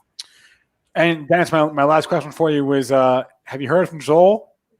He's texting with me. I thought he was going to be here, but I don't know. I thought Joel might be like, I knew he can't really handle it. I wasn't sure. He's stressed out watching this. My wife can't even leave. She's all stressed out too. My wife is not a Trump supporter, so she's very stressed out that Trump's doing okay. You don't even live in this country. Oh, Canada cares. Don't kid yourself. We care. We care significantly there. So hold the border open for us so we can run in. Yeah. So. All right, Dennis, it was great to have you on. Thanks for hanging out with us. Thank you, Dennis. We had some fun. We'll talk more about this tomorrow morning. but go back to your family and. I'm going back to bed. I need to get some sleep here because these futures are too crazy for me. So, I mean, it's going to be an interesting night, and I don't think anybody, even if you told me who the president was going to be at this time, I'm not sure I would tell you which way the market was going to go. So this is going to be an interesting trading night, and it's going to be an interesting morning when the dust settles. But just keep in mind, the obvious ones: solar, pot equals Biden, and then obviously Trump. Banks, oil. Twitter even is another stock you could think about. Like, I mean, if Trump wins, if Trump's looking like he's going to win, I would think Twitter would catch a bid tomorrow because obviously we know Trump loves Twitter. So there's some obvious plays for you. All right. Thanks a lot, Dennis. We'll talk tomorrow. Okay. Sounds good, guys. Thanks so much. I'm going to be listening. Thanks, Dennis. Whew, okay. All right, guys. Well, I got another list for you. We are 4 minutes away from 9 o'clock. And we have another big band of states coming in. So can I run it down for you? Go for it. Shoot. All right. We got Arizona, Colorado, Kansas, Louisiana, Michigan, Minnesota, Nebraska, New Mexico, New York, North Dakota, South Dakota, Texas, Wisconsin, and Wyoming. So notable states to pick out from that. Arizona is a big one. That was on my states to watch, my 4 early indication states. If we see Arizona going one way or the other, that is an indication for the night. Texas, obviously, we've been watching that one all night. We had some, they kind of span the time zone. So we had some early indications coming in there. But I think Texas officially closes at 9. And then we've got Wisconsin is another big Midwest state. That's one of those. It's just a classic battleground state. Both candidates need to win. Michigan, Pennsylvania, and Wisconsin. Those are the 3 that determined the 2016 election, and that holds true today. That's a line that they need to hold. So Wisconsin's coming up, and then to lesser extent, Minnesota. Michigan. Michigan is important, but it's less so. I think we're going to get some decent results in here from Michigan as well. Actually, at 9. All right, I want to bring on one of I believe our final guest of the night here, because we've talked cannabis, but we haven't talked it a ton. And I want to bring on Tony Noto, who is a Benzinga Cannabis editor here. Tony, how's it going tonight? It's going well, guys. How are you? Look at this motley crew we got. I know. Hey, Tony. There's no Dana Bash in this crew. It's just guys tonight. All right. You guys don't have your own Savannah Guthrie anywhere? No, we didn't plan this well enough, I think, for that. Yeah. So you could have had my colleague Nina. It's probably early morning hours for her right now. She's been doing our cannabis coverage. She's back from maternity leave. She's killing it. She wrote a great story about Arizona this morning. So that's the polling that I think it's going to close soon. Sorry, I jumped right in. If anybody has any questions for me, let me know. That's a good place to start, though. Prop 207 in Arizona. So we ran through the list at the top of the broadcast here: Arizona, Montana, New Jersey, South Dakota, the 4 states with the recreational questions, South Dakota and Mississippi with the medicinal questions. Start in Arizona, Tony here. I guess talk to us about the odds of one way or the other of a yes or no for Prop 7 or Prop 207 and what that would mean.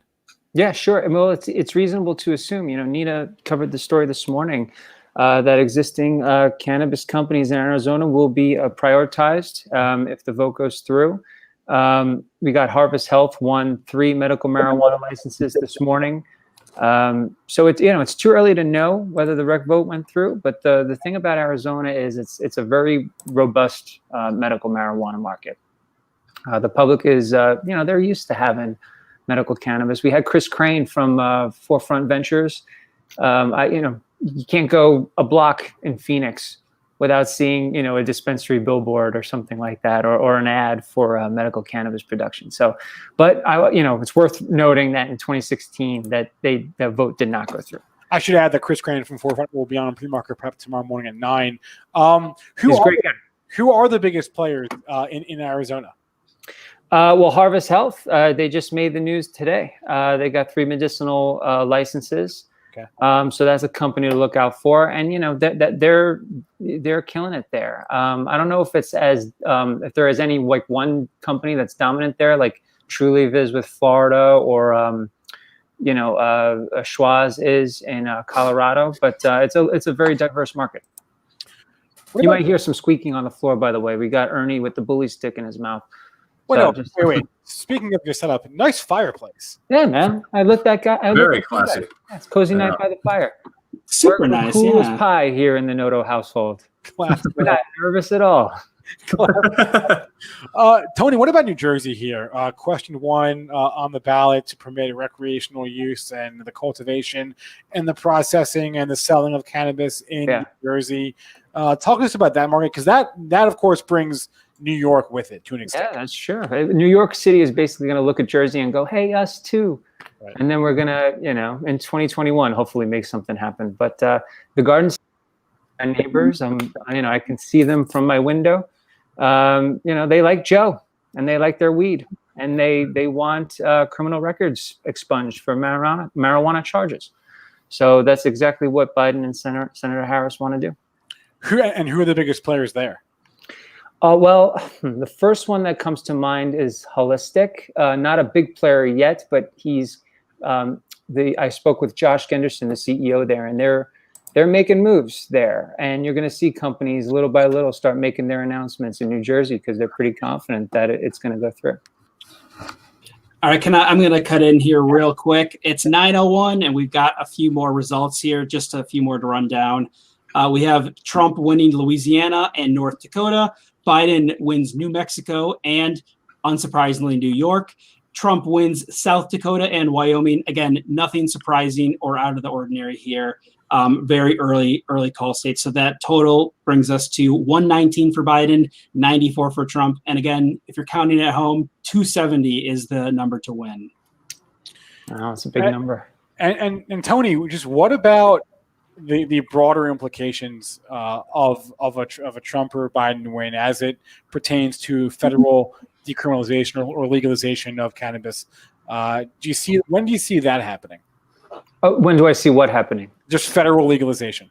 I think that the cannabis industry is playing the short game. Like, they know that they're not going to expect any sort of huge sweep of regulation changes with a Biden presidency. All they know, we haven't heard one cannabis source to the Benzinga Cannabis page tell us that a Trump presidency is better for the cannabis industry. So if you like your weed and you have cannabis stocks, I know the Republican Party is typically the pro-business party, but the Biden presidency bodes better for the cannabis industry.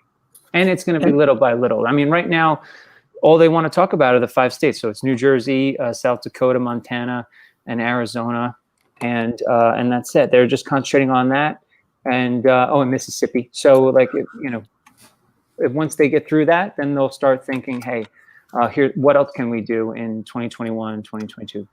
And another update from one of those states that is voting on marijuana. Senate update. Sorry to interrupt. Mike Rounds has won the Senate race in South Dakota. That's a Republican. Republican Senator Ben Sasse has won re-election in Nebraska, and Republican Senator Cynthia Loomis has won election in Wyoming. And on that recreational marijuana, I said short game, by the way. Sorry to cut you off. I said they're playing the long game. Oh no, yeah, you're good. Right now with some results out of New Jersey, because that was called early for Biden, but we're seeing on question 1 is that 67% yes and 33% no. So right now it's looking very much like a yes. Yeah, that's exactly what we had in mind. I did a little report. A poll was sent to me earlier this year that had just about like that difference. I mean, it's a bipartisan issue. Republicans and Democrats, they want cannabis reform in New Jersey. They didn't get it done last November. But it's a different year. This could be a different year in many ways. But it still has its opponents. I talked to Sam. That's not the bartender from Cheers, but smart approaches to marijuana. They're still not fans of the plant. They still say that tax revenues are vastly overstated, so they're not excited about legal cannabis in New Jersey. But plenty of people are, including New York, our neighbors. Well, as a New Jersey native, I think I speak for the entire state when I say that we do want legalized cannabis. So, you can take that to the bank. All right. We also have our first big news upset for the night, and that is Fox News is projecting that John Hickenlooper will beat Cory Gardner in Colorado, which is flipping a Senate seat from red to blue. That is the first big upset of the night. And that, again, is John Hickenlooper wins election in Colorado in the Senate. So there we go. Yeah, I bet my cousin Chris is happy about that. He's a big cannabis guy in Colorado. Yeah. If he's watching, Nico, you better be watching. That's a good win for Colorado. That's a good win. All right, Tony, any kind of final thoughts for us? We had only planned to be on for another 20 or so minutes here. Do you have any final thoughts on your cannabis tonight or going forward? Any of the ballot questions that we didn't really talk too much about Mississippi or South Dakota or Montana. Yeah, maybe we should give them some love. But yeah, I'm going to be looking for the results at Montana tomorrow morning. It's a redder state than Arizona, but like Arizona, it's been polling pretty north of 50 when it comes to being in favor of recreational cannabis. And South Dakota, the Mount Rushmore state, is a little bit more of a toss-up. Chris Crane from Forefront, he wasn't too sure about that one.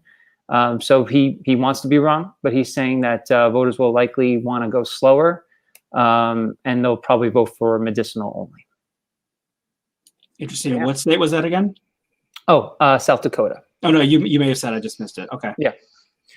And Mississippi is the confusing one. There are two cannabis initiatives on that ballot, Initiative 65 and Initiative 65A. So it's very confusing. But 65 is the one that people expect to go through. Awesome. More money behind that one. And the citizens. So, Tony, I have a question for you. Last election, I think more along people were thinking of, if cannabis would eventually become legalization. I think we're leaning more in 2020 towards when is legalization coming.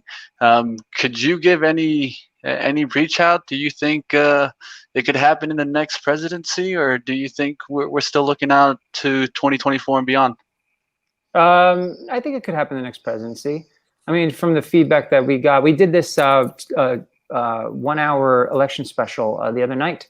If you click through the Benzinga YouTube channel, you'll find it. It was a really insightful chat with Cresco Labs. Forefront was there. Canopy was there.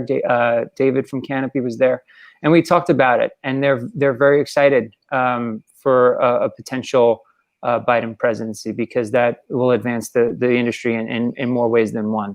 And it was a kind of a landmark moment to hear. I think it was the first time in history, I'm not sure, when Senator Harris was talking about decriminalization on the debate stage. I don't think that has ever happened before from a major party ticket on national TV. And that was a big moment for them. They were pretty happy about that. And we also talked a little bit about, and this got lesser attention within the cannabis space, but I wanted to ask these guys because they're just as much involved in medicinal matters as they are in anything else. When Trump kind of threw shade at Biden over the drug abuse of his son, it was, for lack of a better word, an attack. And kind of came with like a lot of like shame, and it was almost criminal, the kind of tone that Trump had, and the general feedback from those guys who deal with medicine and people who use cannabis to not use opioids in many cases. They were pretty upset that that's the potential tone that this country could have with a Trump presidency. But with Biden, that's not the case. You heard Biden say, "I love my son," and we should be talking about how to rehabilitate and not incarcerate. So I think that's what they want, and I can't blame them for it. That's a great way to wrap it up. But I have one basic question for you, Tony. When are we going to know the results of these ballot questions? Is it tomorrow morning across the board? Yeah, I think so. I mean, you could. I think New Jersey tonight. You may get Arizona, but the other ones I'm expecting to find out tomorrow morning. So. Okay. All right, Tony Noto kind of is representative of our entire cannabis operation. They are freaking fantastic. I mean, our cannabis coverage, and I'm not even blowing smoke here, is legitimately top notch in the industry. I really do believe that. Thank you. Tony's a big part of that. Thank you. I got to give a shout out to my colleagues. We got Andrew Ward, we got Nina, we got Javier, we got Yelena, we got Nathan. It's a really great team. If you're interested in following cannabis news, we are the top place. There's no other site that's better than us. I really don't know of anyone that does a better job of covering cannabis from a market standpoint than we do. And that's all you guys. So great job. I will second that. Thank you so much for being here, Tony. Yeah, no problem. Thank you for having me. Yeah, Tony. This is fun. And we get to catch you weekly sometimes on the Cannabis Hour, right? Yes, tune in. I don't think I'm due up till November 19th. Hopefully that'll be a fun episode. They always are. They're always a blast. But tune in no matter who's. It could be Patrick, could be Elliot, could be me, could be Javier. We have a rotating cast of hosts, and we have just wonderful guests. So we're going to start doing some special edition episodes where we feature some celebrity guests, which is fun. Yeah, that's the Benzinga Cannabis Hour, which streams on our site and on YouTube. That's called a plug. Great job, Mitch. Tony, have a good night, sir. You too, guys. Take care. All right. Let's get rid of that cannabis banner for now. Okay. Any updates here, guys, on the polls? So two updates here. Not for results, but for non-results, I guess is what I'll call them. So Arizona closed at 9. We have not seen any indication yet, and apparently we're expected to have results. We'll have to wait about an hour for results for any of the early results. Again, that is likely due to the mail-in voting, and I'm not 100% sure what rules Arizona has. I can pull that up in a second. But also Wisconsin, the governor of Wisconsin says that he expects to know the results tonight or tomorrow, and so I will. And Milwaukee could still be county ballots until Wednesday morning. So we are, Wisconsin in the boat with Pennsylvania, in for a long haul of a night for the election there. I haven't really given an update on the various markets here for a while. The VIX really has calmed down. At least VIX futures are really quiet here. We got that initial burst there a couple hours ago now, maybe an hour and a half ago, but we are really quieting down on the VIX futures front. 10-year Treasury futures are at the highs of the session here. Where is my Treasury chart? There we go. 10-year Treasury futures we are just off the highs of the session here. And for 10-year Treasury note futures, gold has really been quiet with the exception of that crazy candle at 8 o'clock. Gold is kind of, I guess you can call it near midpoint. We're at 1903, 1904 in gold futures right now. Bitcoin's been super quiet tonight. Pretty light volume compared to the other major futures markets here. We're at 13,980 at Bitcoin on Bitcoin futures. So really quiet, kind of sporadic volume here for Bitcoin. I'm a little bit surprised. I thought it would have been heavier, but it's nothing compared to the S&Ps or gold or even oil for that matter. Oil, speaking of, also been relatively quiet. Just looking at the range of oil compared to the S&Ps, it's much smaller. So pretty quiet here. Forex pairs are all, we sort of got that whoosh downward from 7 to 8. We're sort of hanging out now on all three of the major pairs, the pound dollar, euro dollar, and dollar yen. It is 9:14, guys. I know we had only planned to be on until 9:30. I can't believe the time flew by as fast as it did. Does anyone have any points they want to bring up? I feel like we've kind of covered a lot of what we'd wanted to. One thing I'm just finding myself wondering, thinking about South Dakota and this cannabis question is: has there ever been a redder state that voted? I mean, we don't know what the result is, but if South Dakota were to legalize recreational marijuana, Maine is a purple state, Michigan is a purple state. Are there any other like deep red states that have come anywhere close to legalizing at this point? Well, I mean, it's on the ballot in Mississippi as a medical, right. But I mean, yeah, that's a fairly good point. It's very much a mainstream issue at this point, I think. Yeah, it just occurs to me that's kind of it'll be a watershed moment if a state like South Dakota recreationally legalizes it. I mean, the only one I can think of is for recreation, God, there really are none, actually. Yeah. There really are no. There are no red states that. I guess that's good. It speaks to just the bipartisan nature of the issue. And so you've got illegal for medicinal purposes in Louisiana, in Oklahoma, and Arkansas, Missouri. It's on the ballot, of course, Mississippi. But yeah, for recreational, really, so this is historically a blue state trend. So it's nice. Yep. It's nice to see that happen. Great point, Sam. Okay. We didn't really talk too much about the various sports betting questions here tonight. We mentioned them off the top: Maryland, Louisiana, and South Dakota.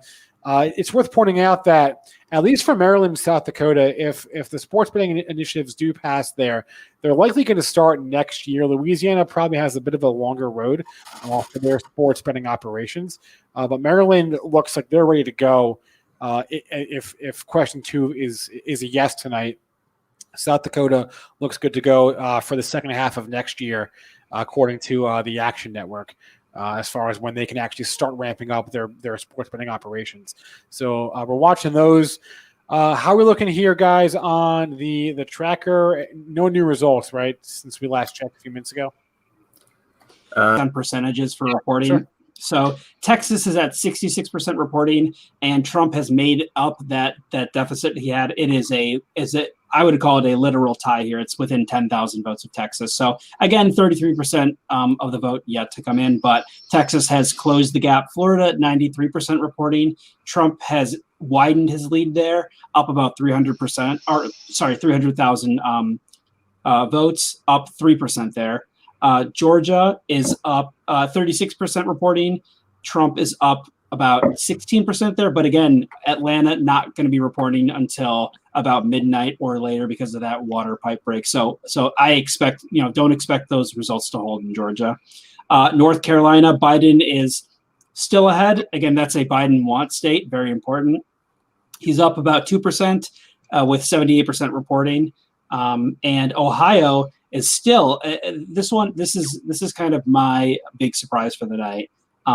It's at 58% reporting, and Biden is up still about 4%. So take that for what you will, but it's Ohio is looking pretty blue. Oh yeah, Michigan, we have 17%, and that is a 59% Trump, 38% Biden. But again, that's where we're going to come in with these. We're going to get small percentages and chunks coming in throughout the night, far more so than in previous election nights. So, a good strategy if watching the numbers tick up slowly is stressful. You might just want to go to sleep early tonight and wake up tomorrow and see where we're at, because we might not be that different of a spot, and you may just save yourself a little bit of stress. I've been keeping track. That is actually the very first mention, I believe, of Michigan on this entire broadcast. Ironic, because 5 of us live in that state, and it was obviously a key state for Trump 4 years ago. Well, yeah. Michigan kind of slipped under the radar this time around, I guess, for now. I think it's in that camp of we were not allowed to start counting the ballots until the day of. So and in terms of tipping point states, it's high up there in terms of deciding the election, but it's nowhere near the importance that Florida and Pennsylvania hold. So yeah, Michigan is kind of riding third seat here. All right, we brought Chris Katje back in for the last 10 minutes or so of this broadcast. I'm curious, guys on the news desk, are you surprised at all with just the pace of the news flow tonight? Is it more or less than what you expected? Anyone? Well, I would like to say something. So I kind of expected it to be a close tie, and I kind of expected the news flow to be kind of slow due to not getting the results all at once. For example, Pennsylvania is still at 16%. So we won't know probably what happens there till tomorrow, or who knows, potentially even further down the list, maybe Friday, or the latest they can report is November 23rd. We'll know that for sure. Then, yeah. But one can only hope. I mean, that's what they said. They said by November 23rd, they have to report. Like, there's no more pushing it after that. But I think every state is going to try to push to get the votes in, because the longer this takes, there's going to be more unrest out there. And for that reason, I believe that states are going to just start to like stay up all night, try to get these out and see what happens. Because even like Dennis was saying earlier, the markets even just want to know who the next president is going to be. They don't really, I don't think they care that much who it will be, but they just want to know. They want that certainty of, okay, this is our next president. On the lack of certainty and the desire for certainty. I guess worst case scenario, it goes until December 14th, which is when the Electoral College actually votes. But I think that would be a bit of a dramatic spin on this if it actually takes that long to get a result. I mean, going back to 2000, it took about 3 weeks, I believe, for that issue to make its way through the courts. That was, of course, just one state, Florida. And the S&P fell about 5% during that time. Of course, it gained it all back in a few months after that. So, we don't really have any precedent for this, which is sort of what makes this year so freaking weird. And with the S&P movement over contested elections, the other thing that's kind of wonky about that is you look at other countries. You look at Ukraine in 2004, Mexico in 2006, just two other recent examples of elections that dragged on for a month or two because there was a dispute. Both of those countries actually saw like pretty substantial gains in their main stock indexes during that civil unrest disputed election time. Mexico was up 11% during the 2006. Ukraine, I want to say, gained like 25%.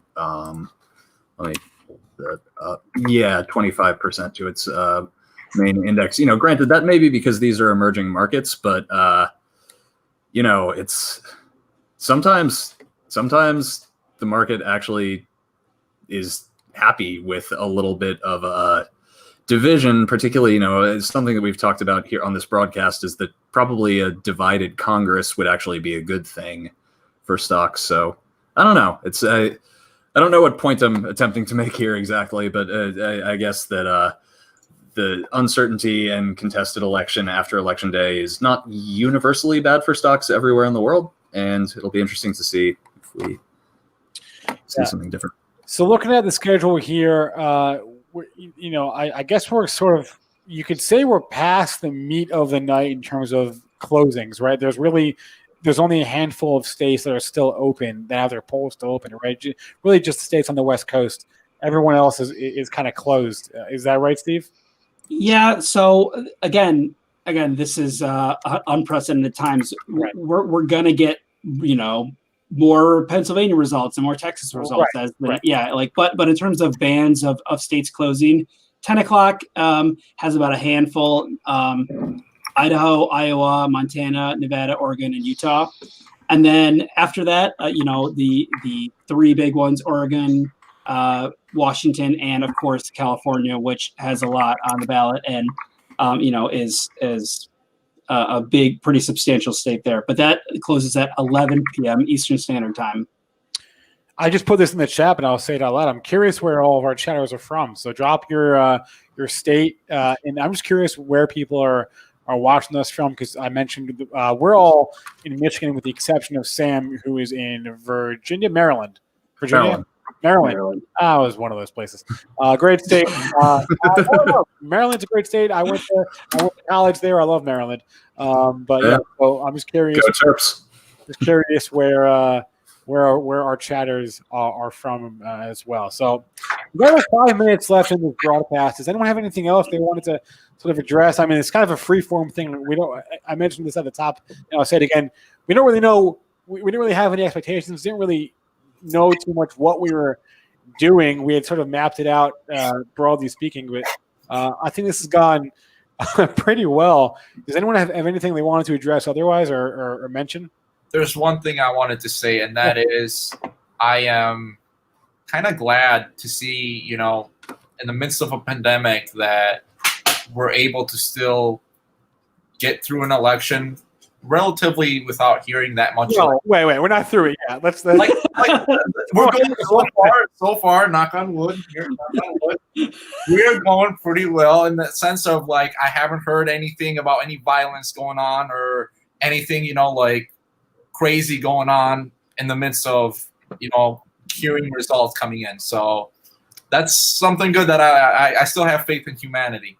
No, I agree with I am surprised that we have the amount of results that we have at this point. I mean, we've got 80 Senate seats, and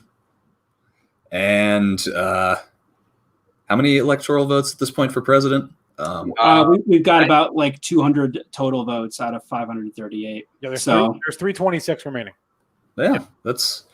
I feel like a lot of us kind of had this idea that like we wouldn't get any particularly usable data tonight, and it would all just be a complete dumpster fire. But yeah.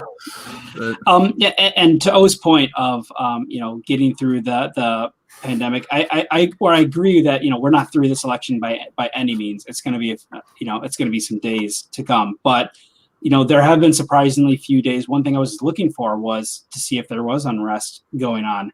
And, I think I saw one story today of a guy, arrested for voter intimidation. I can't remember in what state, but I think I saw about one story that, again, I wasn't watching it too closely, but I have not been seeing it kind of break through any of the molds quite yet. I think maybe as the night stretches on, we might hear some more of that.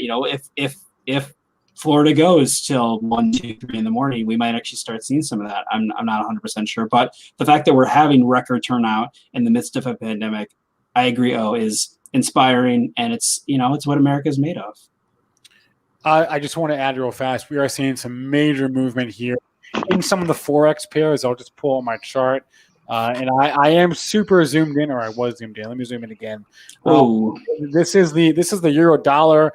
We're seeing some major weakness there. Same thing with the pound dollar, and then dollar yen going, of course, the other direction. So we're seeing some major movement in some forex pairs here. Let me go over to some other markets while I can. How are the VIX futures doing? No, pretty calm with the VIX. Things are pretty calm, dare I say, overall. You look at the S&Ps. Where are the S&Ps at? I lost my S&P chart somewhere. Yeah, I don't know where it is. But here's NASDAQ, close enough. I mean, we're off the highs of the session. We're kind of at midpoint in NASDAQ futures here overnight. So pretty calm overall. Gold is leaking. Gold's leaking hard here. So I'm not quite sure what that says about where we're at right now on the night. But you should have that on your radar. We're just about, with the exception of that one candle there, where it looks like we're near the lows where most of the volume is for the night. Bitcoin is still kind of really quiet. So I don't know. We're just kind of hanging out here with about 2 minutes to go in our broadcast. And I don't know if we want to say, I just forgot what it was. So I apologize, but. Yeah, we appreciate everyone who's hung out with us so far in our chat. This is kind of an experiment that we talked about and just kind of threw it together. And I've had some fun. So I hope you all have had as much fun as I have. I appreciate you all taking time out of your evening. I know some of you, like Steve, we're going to be doing this regardless. Steve, I don't know when you plan on going to the bathroom, but it might not be till tomorrow, I think. What's the bathroom? I don't know. I don't know either. But yeah, O and Mitch and Chris and Sam, and Dennis and Tony joined us. Thanks. So you guys all did a great job. Our chat was pretty simple. Thank you guys in the chat. We appreciate the participation there, and it didn't get too off the rails, which I appreciate. I know it's only a YouTube chat, so it is liable to do that, but we appreciate the civility in the chat. Yeah, guys, anyone have any final thoughts here as we sort of wrap up? There's actually one more call that I actually don't think was on my list and may have been at 9:30, and that was the District of Columbia. And Biden won that, so that's no surprise there. So that's 122 Biden, 92 Trump. Anyone else have any final thoughts before we sign off? Crickets. All right, I think that's a good place to end it. It is 9:30. So guys, give ourselves a round of applause. We made it. I wasn't quite sure how this would turn out, but we did. We did it. Mitch with the huge assist on StreamYards and getting that together for us and all the assets, all the images, and all the directions. So Mitch, great job. Everyone I mentioned, Chris with the insights, Sam, Steve, of course. Hope you guys had fun. I had a blast. We should do this again. I would say Yeah. I would say we'll do it again, but not too soon. I don't think I could take it. Maybe for the midterms. I don't know. We'll see. Yeah. All right, guys. Yeah. Like always, do us all a favor, and definitely in the bottom right-hand screen, if you're on a desktop, you can hit the subscribe right there. Yep. If not, scroll Smash on it. down, hit that subscribe. Like always, guys, we'll be bringing you guys trade ideas in our pre-market prep. We have an afternoon show. We're going to be bringing more content every single day, so definitely stick with us. Hit the subscribe button, hit that notification bell so that you can be alerted and be the first to our videos. All right, Awesome. guys. I think we're gonna call it. Unless you guys want to hang, but like I'm pretty burnt out. I've been at the office since 7 a.m. this morning. So it's been a long night, and the night is still young, at least as far as. And if you do want to follow along, some of us newsdeskers are going to be still posting some updates in Benzinga Pro. If you just search the election 2020 one word in Benzinga Pro, we will. Thank you. Yeah, we'll be. We've been posting, and we're going to try and keep up. Sam and O have been smashing it. Have been picking up my slack while I've been on here. So thank you, gentlemen. So